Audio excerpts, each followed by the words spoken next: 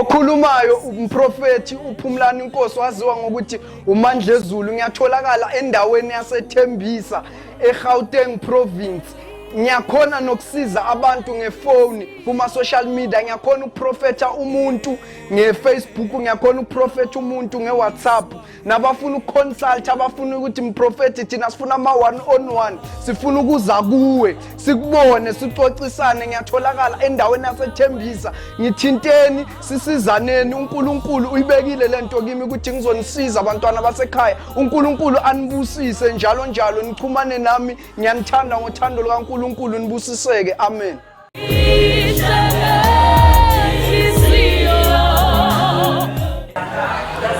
Mawuthi nginebhizinisi kodwa ibhizinisi lami alihambi kahle, mawuthi kudala ngifuna umsebenzi ngingawutholi, mawuthi kudala ugulelwa ungazi ukuthi usizo liyolitholaphi, nazi izinsiza ezikhona ozibonayo la escreenini, zithole usizakalo.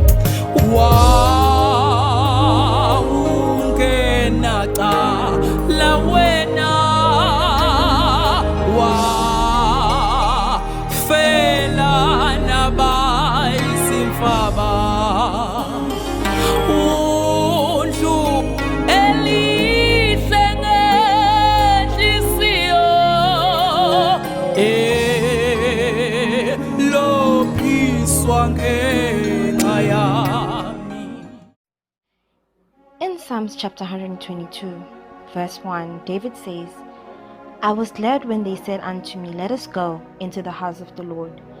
In the presence of the Lord is where we find peace, salvation, joy, edification through the word of the Lord, redemption, and healing. Join us in the year of 2021 as we grow in the knowledge of His grace. You are welcome to fellowship with us.